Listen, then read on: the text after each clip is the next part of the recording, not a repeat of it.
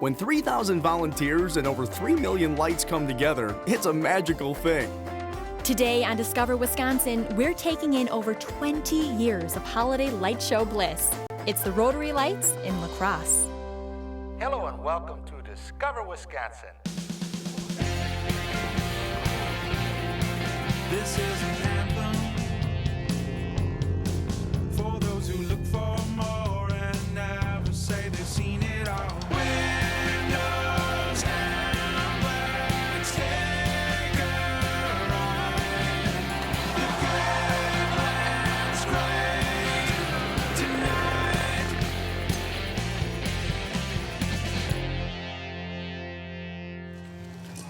I think, Mariah, since we have you as a special guest tonight, I think we should let you try to fire up Rotary Lights. Let's give Mariah a nice round of applause. I may need a dramatic countdown. You 3, 2, oh, 1. you want to we'll do a 5, 4, 3, 2, 1. Okay, you ready to go? All right, let's give it a try. Everybody help Mariah out. Here we go. 5, 4, 3, 2, 1. Whoa, wait. You didn't think we were gonna show you all of the glorious lights right off the bat, did ya? First, we're gonna kick it over to Jake to learn about the setup process and all of the volunteer hours that make the Rotary Lights possible. Well, Mariah, you're right. There is so much that goes into this, and this is really where it all begins, at the Rotary Lights Lighthouse. Let's check it out.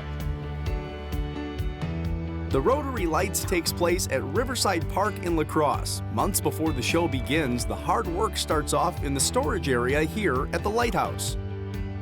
Hey, Pat, nice to see you. Hey, welcome. Thank Glad you. to have you. Well, so this is where it all begins, huh? This is our home away from home for about 5 months out of the year. So, Very, very cool. Well, I'd love to know more about it, and I see you got a lot of people busy behind you as well.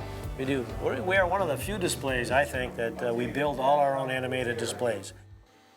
Besides building their own animated displays, there's a lot going on at the lighthouse. Time to get a quick tour from Pat. So it's pretty high tech, I mean, overall. Pretty high tech.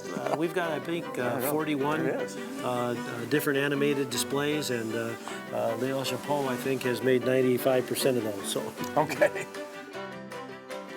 well, let me point out this neon here, Jake. These are PVC pipe. Okay. This says Christmas to me, obviously. This is but Christmas. We designed them as candy canes. So one of our nonprofit group comes in again and glues these together, and then we paint them. Okay. Some need a little bit more paint than others each and every year on here. But when you have a park the size that we do, and you have extension cords and wires all over the place, that you have to fence certain sections off on the park. And so we have over 1,200 of these candy canes to give us our fence, if you would, to control the traffic flow in the park. Well, Pat, this is a big room. Well, you need a big room for our purposes here and so on. A lot of people wonder what 4 million lights all wrapped up look like. There's more lights in here than Clark Griswold would know what to do with it. A good analogy. Good analogy. But we have purchased over the years an inventory now of about 4 million lights, and we will get in the next few weeks about 3.5 to 3.6 of them up in the park, which is plenty to illuminate. So we keep a number in reserve as well. But all of these have been purchased and spooled and fixed. They're all LED lights now as well, which helps with electricity and durability as well. So one goes out, it's not like they're all going to go out type thing? No, in fact, you can smash 3 or 4 on a string here, and the rest of them keep going. Well, now I look up above. You've got things all the way up above, too, that are stored, and you've got, reindeer up there and all sorts of other things, too. Yeah, we have giant reindeer that are up here. We have to remove their heads for storage purposes. But we'll get those back on. Yeah, we make sure the heads are back on before the kids see them in the park. When I look around, I mean, I see how much work must really go into this. Touch again on how many volunteers are really involved in this and the good work that they do. Well, it would be lost without, we couldn't do it without the volunteers. I never can say enough about them. We have, each year there's an application process for local nonprofits to sign up, make application for Rotary Lights, and we take a look at their application. It's kind of the demographics of the group. How old are they? Will they work indoors and outdoors? Will they work weekdays, weeknights, weekends? Will they work in September, October, November, December, January? And so we sit down then and compile that data and try to find a job that we know needs to be done with that group's capability of finishing it. So So this year we have 110 organizations. It represents over 3,000 volunteers, and for a community of our size, that's large. So there's a great, they're all stakeholders in this, and I think that's one reason why Rotary Lights is so popular in our area, because everybody's got a piece of it. So if anybody wants to volunteer, give you a call. Well, we never turn down volunteers. There you go. Did I say especially January 1, 2, 3, 4? You did.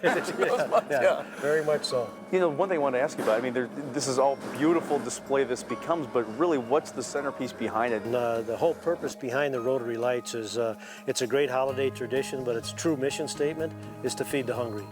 And when we got this going, we decided that we were going to be free and open to the public, and invited people to come through the park as many times as they wanted to.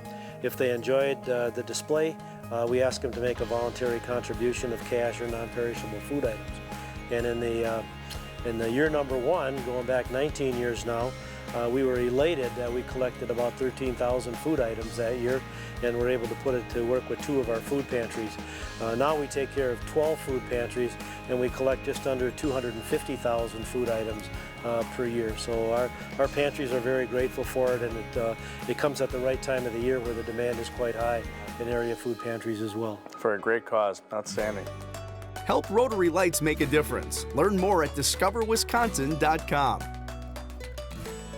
Hey, we're just scratching the light display surface. Coming up next, we'll meet a few more volunteers, and then we take the displays outdoors. And later, Mariah gets in the spirit for an ugly sweater 5K run. Stay with us. Troop 75.